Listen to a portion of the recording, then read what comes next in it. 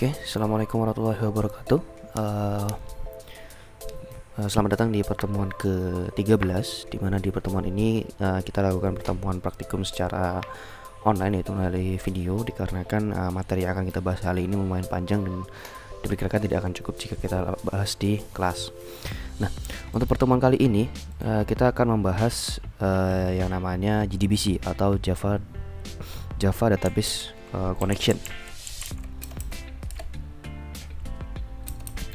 Ya, jadi kita akan mengenal namanya JDBC, yaitu Java Database Connection. Nah, seperti namanya, jadi di minggu ini kita akan belajar bagaimana cara menghubungkan program kita, program Java kita ke dalam database. Nah, kita nanti akan membutuhkan yang namanya JDBC connector. Kemudian nanti kita juga akan memerlukan server, yaitu SAM, dan juga di bawahnya yaitu phpMyAdmin.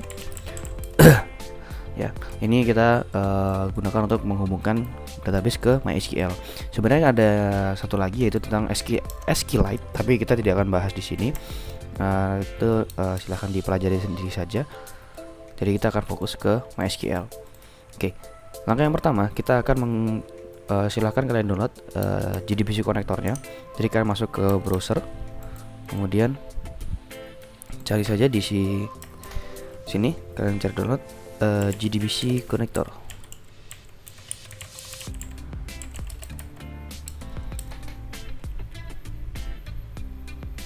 Nah, nanti kalian pilih yang MySQL download connector/g ini.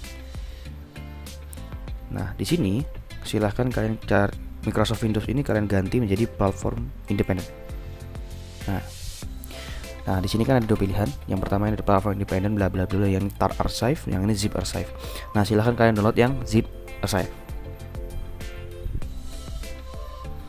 Nah, di sini silahkan langsung klik no thanks, just start my download. Kemudian silahkan kalian download JDBC-nya. Nah, karena di sini saya sudah download, jadi saya tidak akan downloadnya ya. Nah, kemudian silahkan kalian cari tempat downloadnya di mana. Kalau saya tadi saya taruh di sini. Nanti bentuk downloadannya adalah zip seperti ini. Nah, ini silahkan kalian ekstrak, maka akan tampil muncul seperti folder seperti ini. Nah, yang akan kita gunakan adalah yang file jar-nya ini. MySQL connector ini versi 8031.jar. Nah, seperti biasa silahkan dibuka netbin-nya. Oke. Kemudian silahkan buat project baru. Saya akan sebut contoh sini, namanya adalah JDBC. Jangan JDBC. JDBC project misalnya. Seperti biasa Java application. Java application, kemudian next. Kita beri nama JDBC project. Oke, klik finish. Seperti biasa dia akan menyeret project baru. Nah,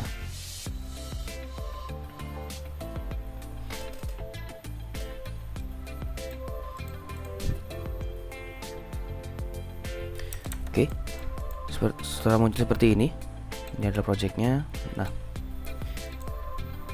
di sini ketika kalian klik libraries, ini silahkan kalian klik kanan di libraries. Kita akan memasukkan jar yang sudah kita download tadi sebagai konektor ke database-nya. Kemudian klik add jar or folder. Nah, kalian pilih di mana kalian menyimpan file JDBC-nya tadi. Ini saya tadi disimpannya di sini. Kemudian jar-nya ini kalian klik, kemudian kalian open. Nah, dia akan masuk di sini ya. Nah, ini gunanya adalah dia menyimpan kelas ataupun tools-tools untuk kita mengkoneksikan project kita ke database. Nah, kalau udah di sini kita masuk ke projectnya. Sebelum kita lanjut, kita akan buat sebuah package baru. Silahkan kalian buka package baru, namanya adalah db. Artinya kita menunjukkan bahwa folder ini digunakan untuk menyimpan file-file yang berkaitan dengan database. Nah, kemudian kalian buat Java class baru, kita buat namanya db helper. Artinya db helper ini isinya adalah bagaimana cara kita mengkoneksikan ke database, kurang lebih seperti itu. Nah, kita buat dulu Jadi kan kalau saya di MySQL itu biasanya ada username-nya, ada database-nya, ada password-nya dan sebagainya. Nah, kita buat dulu di sini. Kita buat private final string username. Biasanya kalau misalnya sum itu ketika di masih default belum diketik, dia adalah root username-nya. Kemudian passwordnya itu kalau misalnya sum kosong itu adalah sum default itu adalah kosong passwordnya. Kemudian DB ini artinya database-nya. Database yang kita gunakan ini kita akan gunakan database namanya Prac PBO. Tapi silahkan kalian sesuaikan, nanti kita akan buat database-nya. Kemudian satu lagi adalah ini kita pas aja. Jadi connection yang kita gunakan adalah JDBC, MySQL, kemudian hostingnya adalah localhost ya. Kemudian ditambah DB. DB ini adalah database yang akan kita gunakan nanti. Gitu. Nah, sebelum kita lanjut, silahkan kalian buka sum, kemudian di start dulu MySQL-nya dan juga Apache-nya. Kemudian kalian buka phpMyAdmin. Nah, di sini silahkan kalian buat database baru. Nah, di sini karena kebetulan saya udah ada ya. Jadi kalian silahkan sesuaikan aja. Kalian buat database baru. Kalian buat namanya Prac PBO. Oke. Kemudian tinggal di create. Nah, karena kebetulan saya sudah bikin, jadi saya tidak akan bikin. Nanti di dalam Prac PBO, silahkan kalian buat. Oke, di sini saya buat tabel baru aja. Kalian buat tabel namanya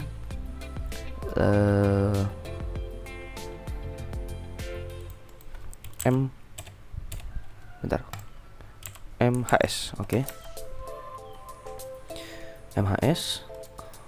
Kolomnya di sini ada yang pertama npm, tipenya varchar, value-nya 255. Kemudian ini indeksnya dibikin primary. Oke, ini kita klik go. Nah, kemudian kita buat nama. Nama ini juga varchar. Panjangnya 255. Oh, maaf, yang dua ini cukup 12 aja. Yang npm tadi 12 aja atau 10 pun nggak masalah, tapi lebih baik 12 aja. Namanya varchar 255. Oke, ketika udah tinggal klik save.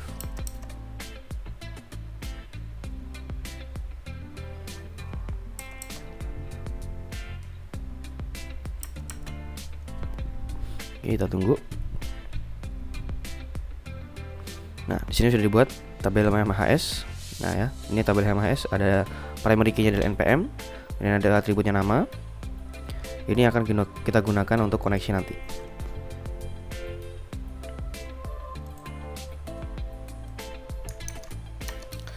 Oke. Oke, kita lanjut ke step berikutnya. Setelah kita menyiapkan database-nya, kemudian kita menyiapkan tabelnya, kita kembali lagi ke NetBeans. Kita kembali ke NetBeans. Nah, di sini kita buat sebuah method namanya public static. Nah, kenapa kita buat static? Agar kita bisa langsung mengaksesnya tanpa perlu membuat objeknya, gitu ya. Nah, connection. Connection, kemudian get connection. Nama metodenya adalah get connection. Nah, di sini dia akan error. Kenapa? Karena kita di sini belum melakukan import driver. Nah, kita akan import for Java SQL connection. Oke, jangan sampai salah. Ini adalah Java SQL connection karena ada banyak connection yang lain. Tapi kita melakukan Java SQL connection. Oke. Kemudian di sini dia akan error. Kenapa error? Karena dia harus mereturnkan. Dia akan meminta return karena di sini tipe data metodenya adalah connection, gitu kan. Nah, kita akan buat sebuah variabel namanya con dengan tipe data connection. Kemudian kita isi dengan null. Nah, kemudian kita akan isi con ini dengan driver manager dot get connection. Driver manager ini adalah Nah, ini dia minta import dulu. Java SQL Driver Manager. Driver Manager ini adalah kelas yang membantu kita mendapatkan koneksi dari project ke database-nya. Nah, method get connection ini kita membutuhkan 3 buah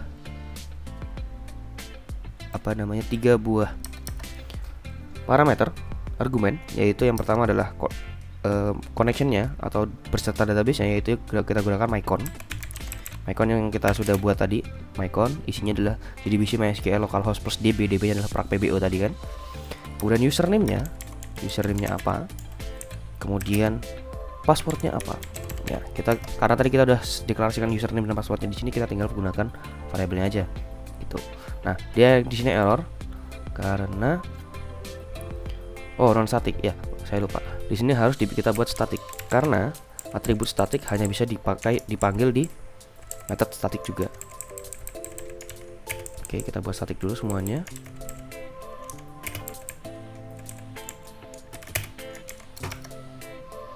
Oke, sekarang harusnya sudah benar. Nah, kemarin kita sudah belajar tentang error handling. Di sini terkadang get connection ini bisa saja gagal. Nah, oleh karena itu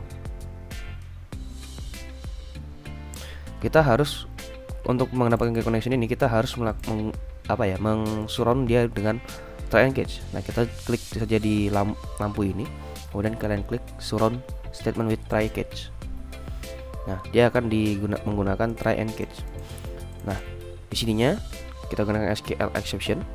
Kemudian untuk membaca aja, jadi kita biar tahu ini sebenarnya berhasil apa enggak, kita tampilin aja koneksi. Kalau misalnya koneksinya berhasil, kita tampilkan koneksi berhasil, ya kan? Kalau misalnya try-nya berhasil, maka dia akan menampilkan koneksi berhasil. Kalau gagal, kita akan tampilkan koneksi gagal. Nah, kemudian kita lakukan return con. Kenapa con yang kita return? Karena con memiliki tipe data connection, dan tadi kita isi dengan koneksi ke database kita kan. Nah, kalau misalnya dia berhasil, maka kita akan return con-nya gitu. Nah, untuk mencoba, kita akan masuk ke masih ada error sepertinya. Oh enggak. Kita masuk ke file main kita ya. Di sini kita akan coba untuk mengkoneksikan ke database. Caranya bagaimana? Kita panggil aja db helper. Karena tadi method sifatnya static, maka kita tidak perlu membuat objek. Kita panggil get connection. Jangan lupa titik koma. Kita save. Kemudian kita run. Oke, kita lihat hasilnya, koneksi berhasil. Nah, artinya dia berhasil mengkoneksikan ke database. Database itu sudah terkoneksi. Beda kasusnya kalau misalnya saya matikan sum-nya, kemudian kita running. Tadi MySQL-nya saya matikan, artinya database harusnya nggak jalan. Nah, lihat, koneksi gagal. Dia akan menampilkan errornya. Ini karena kita gagal terkoneksi ke database-nya. Kenapa bisa gagal? Karena tadi saya matikan. Nah, ini MySQL-nya kita matikan, jadi database-nya nggak bisa aktif. Kalau MySQL kita hidupkan,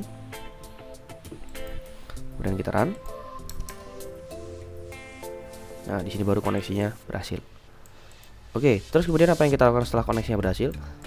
Setelah kita koneksinya berhasil, kita akan coba melakukan CRUD. Mungkin di mata kuliah basis data sudah dipelajari ya tentang CRUD, create, read, update, dan delete, begitu ya. Tapi kita akan lakukan dulu yang kita lakukan. Pertama, karena di sini kita menggunakan kelas tabel mahasiswa yang mana mempunyai npm nama, kita buat dulu modelnya atau kelasnya, kelas mahasiswa. Seperti biasa kalian sering bikin kan.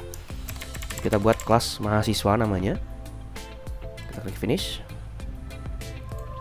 Di mahasiswa ini dia punya private string npm dan private string nama. Seperti biasa, kita buat konstruktornya. Insert code, konstruktor.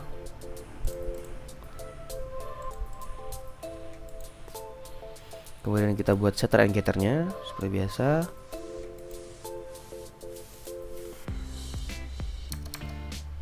Oke. Setelah kita buat seperti ini, kita sudah mempunyai kelas mahasiswa untuk menampung hasil dari database tadi.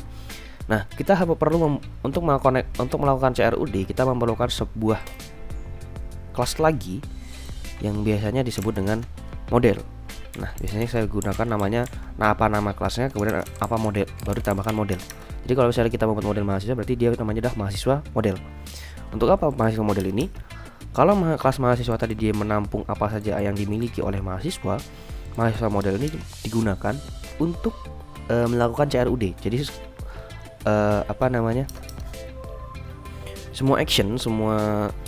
semua action yang kita lakukan ke database kita taruh di sini.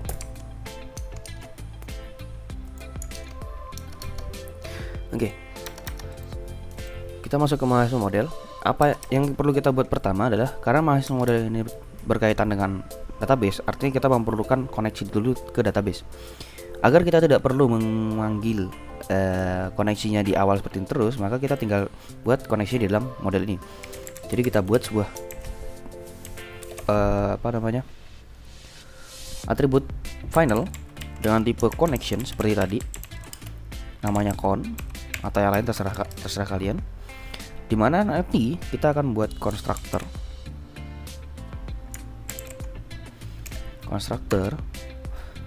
Nah, ketika mahasiswa model ini dibuat atau dipanggil, maka dia akan langsung mengisi connectionnya. Oh iya, jangan lupa ketentuan final adalah huruf besar semua. Kita akan mengisi core-nya dengan koneksi ke database ya. Caranya kita panggil dbhelper.getConnection. Kan tadi kan dia mereturnkan connection kan. Nah, kita gunakan seperti ini. Nah, di sini ada error, dia perlu import. Oke. Kemudian kita buat sebuah method. Ini kita akan mulai masuk ke CRUD-nya. Method void dengan nama @mahasiswa. Ini guna seperti namanya, dia @mahasiswa, artinya kita akan berguna untuk memasukkan data mahasiswa ke dalam tabel MHS. Mahasiswa MHS. Oke, kita membuat method @mahasiswa dengan tipe data void dengan satu parameter yaitu mahasiswa. Nah, di dalamnya kita buat apa? Kita buat query-nya. Mungkin kalian sudah mempelajari query di basis data. Kita akan membuat query untuk insert sesuai biasanya insert into. Tadi tabel kita adalah MHS ya, kita gunakan tabelnya MHS. Values-nya, nah di sini kita gunakan string literal. Kita akan gunakan seperti ini. Kita akan memasukkan data ke dalam tabel mahasiswa. Value-nya kita gunakan, value yang kita ambil adalah dari parameter ini. Nah, maka kita bisa ambil values-nya mhs.get npm dulu ya, karena sesuai di ininya, dia adalah npm dulu baru nama. Maka kita di sini juga urutannya adalah npm dulu ya.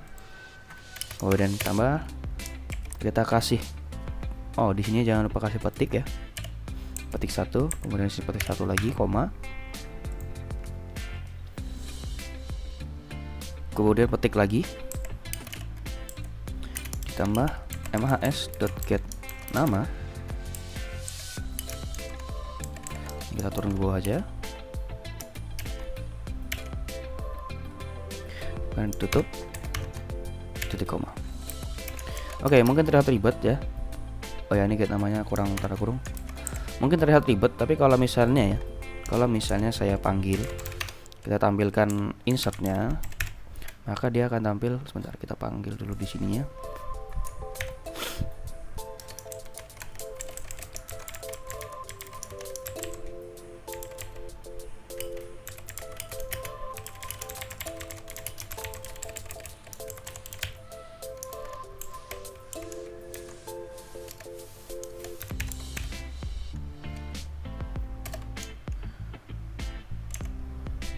Oke, kita buat dulu.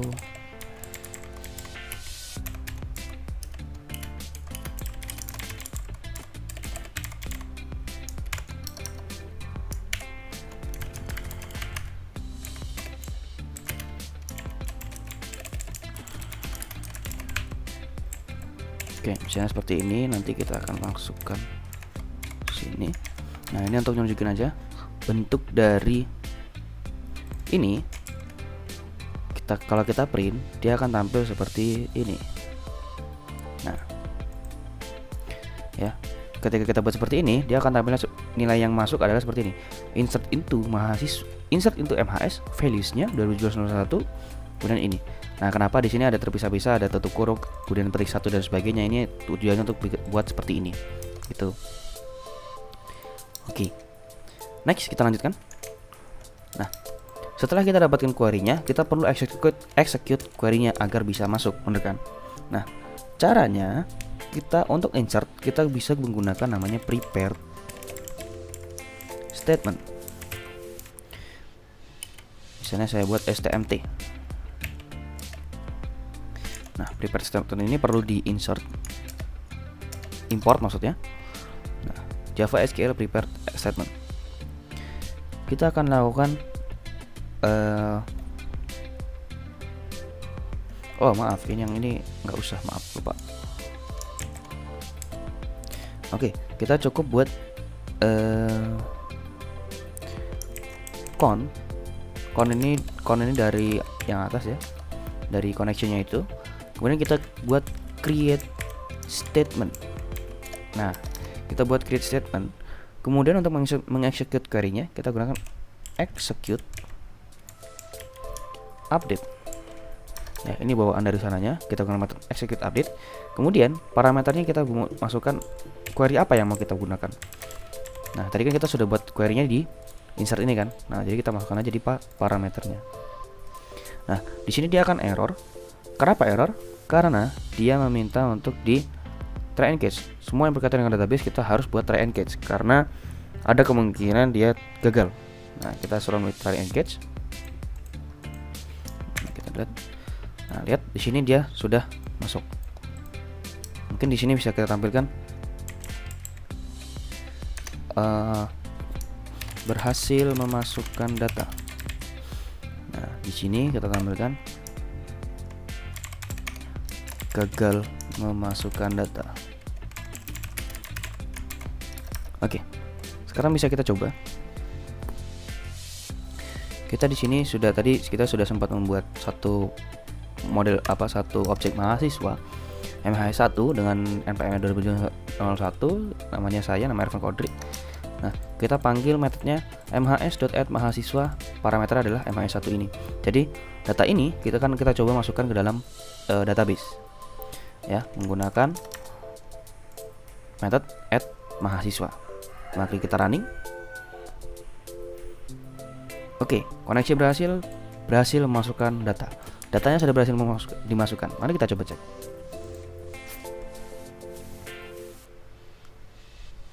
Lihat di database sudah masuk npm 2017-05-101, namanya Ervan Kodri. Artinya kita sudah berhasil melakukan insert.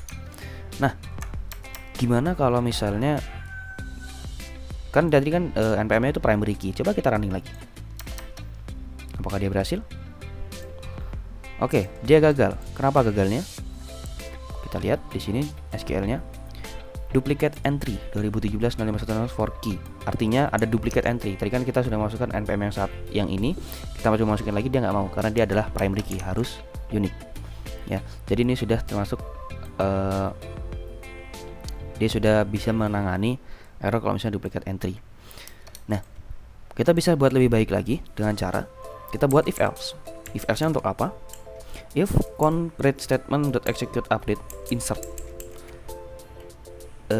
lebih dari 0. Kenapa lebih dari 0?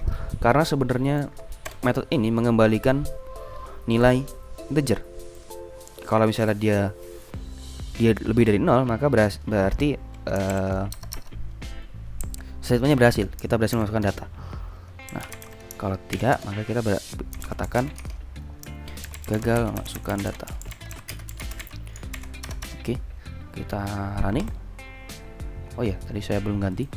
Ini coba kita gunakan 02. Kita save, kita run. Oke, berhasil memasukkan data. Kita cek. Nah, berhasil memasukkan data. Datanya sudah masuk. Ya, ini untuk insert. Oke, kita akan buat satu lagi, yang itu adalah untuk gimana cara kita menampilkan data yang sudah kita masukkan ke database, gitu kan.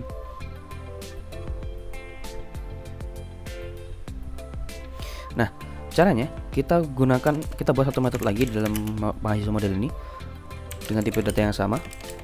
Tipe datanya kita buat ArrayList. Kenapa ArrayList? Karena ArrayList dapat menampung beberapa nilai sekaligus dan memiliki ukuran yang dinamis. Jadi berapapun ukurannya di database bisa kita tampung di ArrayList ini. Kita gunakan namanya get mahasiswa. Ya. ArrayListnya kita perlu import dulu. Kita import, oke. Nah, seperti sama kayak tadi, kita gunakan query. Kita buat sebuah query string query. Query-nya adalah select bintang atau all from MHS. Kita bilang tadi MHS ya. Gitu. Nah, kita buat sebuah ArrayList baru.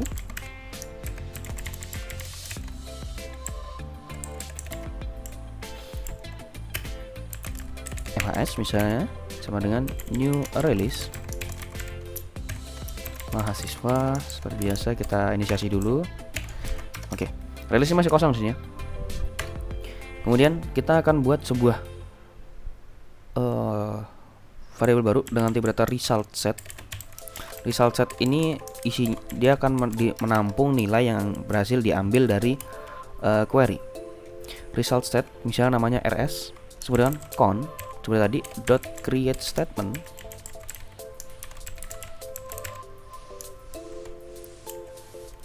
dot. Kalau tadi kita menggunakan execute update, maka di sini kita gunakan execute query. Nah, kelihatan. Dot execute dot execute query. Apa bedanya execute query dengan execute update? Execute update. Kalau execute query, dia akan mengembalikan nilai yang berhasil ditangkap dari query-nya. Tapi kalau misalnya execute update, dia digunakan ketika kita melakukan perubahan data pada database-nya atau tampil. Kalau kita mengambilkan, kita cuma mengambil aja, kita nggak merubah isinya. Nah, itu kita gunakan query.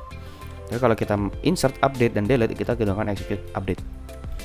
Nah, isinya sama kayak tadi, parameternya adalah query.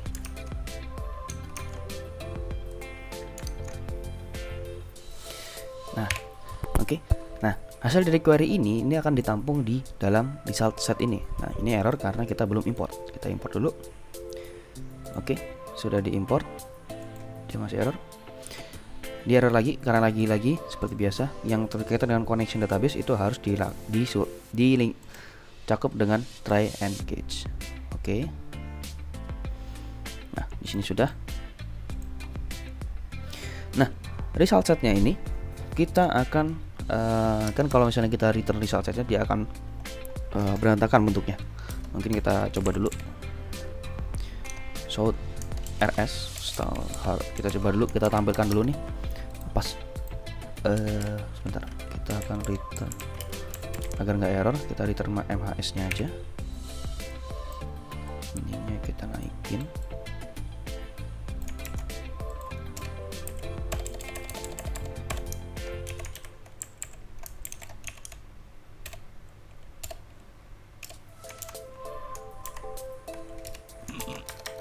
Oke.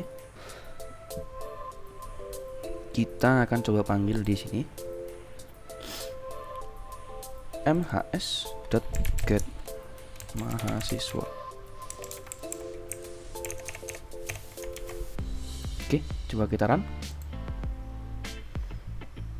Koneksi berhasil. Nah, kalau misalnya kita menggunakan result set, maka tampilnya seperti ini. MySQL CG bla bla bla bla, result setnya seperti ini, tampil seperti, padahal datanya bukan seperti ini yang kita mau kan.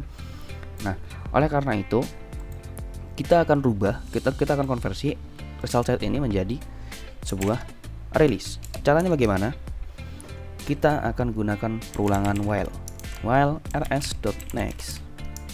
Artinya apa rs.next ini?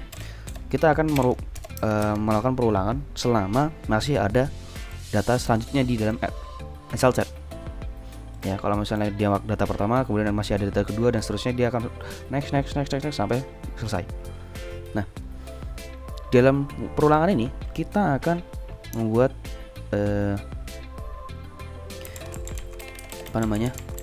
objek mahasiswa, misalnya namanya temporary new mahasiswa. Kenapa kita harus membuat objek mahasiswa? Karena release tadi itu isinya adalah mahasiswa. Release tadi itu terdiri dari objek mahasiswa. Makanya kita harus membuat objek mahasiswa baru kita masukkan dalam release. New mahasiswa. Isinya kita akan ambil dari result setnya. Get string ya. Karena kita di sini semua datanya adalah string, maka kita gunakan get string. Tapi kalau misalnya ada integer, double dan sebagainya, kita itu disesuaikan saja. Get string. Lalu apa yang mau kita ambil? Misalnya yang pertama tadi kan kalau misalnya di konstruktor mahasiswa itu kan nama. Ya. Oh, ini npm dulu. Salah. Ini npm. Kita ambil npm. Ini sesuai dengan nama kolom yang ada di database-nya. Jadi kalau kolomnya itu npm, berarti npm di sini nama gitu. npm ya. Kemudian yang kedua itu adalah rs.getString lagi karena tipe data masih string. Nama kolomnya adalah nama. Oke, ada error.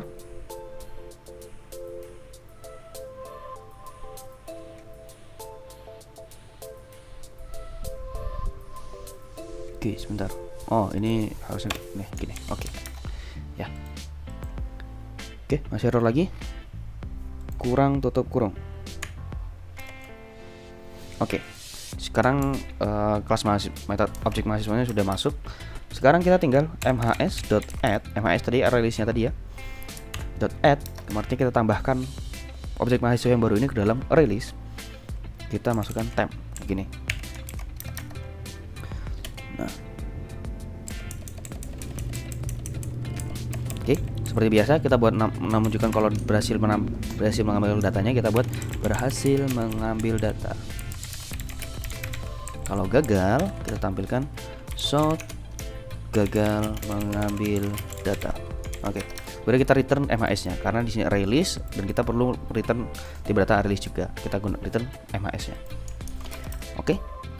Kemudian kalau udah begini kita akan coba. Karena tadi di sifatnya return, maka kita harus menampung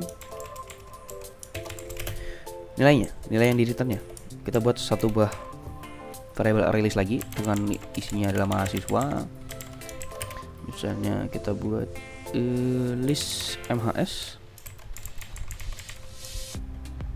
sama dengan mhs.get mahasiswa. Oke, di sini error karena perlu diimport.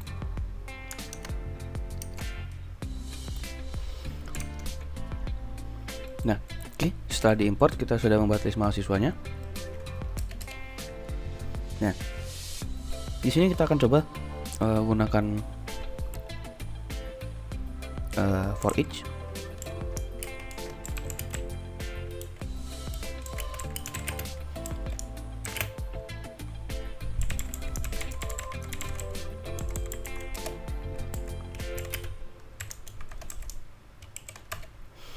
Ini kita mau tampilkan nama,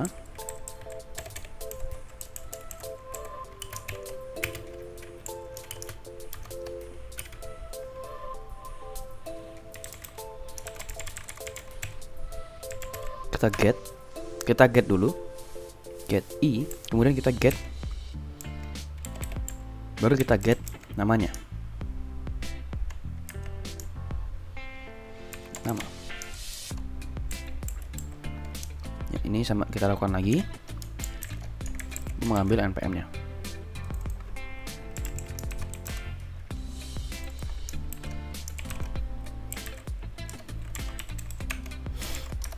Oke, kita coba running. Lihat apa hasilnya. Oke, bisa lihat. Oh ya, ini harusnya print line. Kita ulangi lagi. Nah, berhasil mengambil data. Nama yang pertama Ervan Kodri, npm-nya 791, yang berikutnya nomor 02. Ya, kita berhasil mendapatkan datanya. Oke, kita sudah bisa memasukkan data, kemudian kita sudah bisa mengambil datanya. Nah, Kurang lebih seperti ini untuk apa namanya, untuk koneksi ke database. Oke. Nah, untuk materinya sampai sini aja. Jadi kita sudah bisa memasukkan data, kita sudah bisa mengambil data. Nah, tugas untuk kalian, silahkan kalian lanjutkan project ini sampai dia bisa melakukan update dan juga delete ya. Untuk clue-nya, kalian bisa menggunakan execute update seperti yang ini. Cuman kita silahkan dibedakan, disesuaikan ininya. Oke, query-nya aja gitu. Oke. Kalau misalnya ada pertanyaan, nanti bisa tanyakan langsung ke asisten dosennya. Nanti link untuk download DBC-nya bisa kalian cek di deskripsi. Kita ketemu lagi di pertemuan berikutnya. Kurang lebihnya saya mohon maaf. Saya akhiri, wassalamualaikum warahmatullahi wabarakatuh.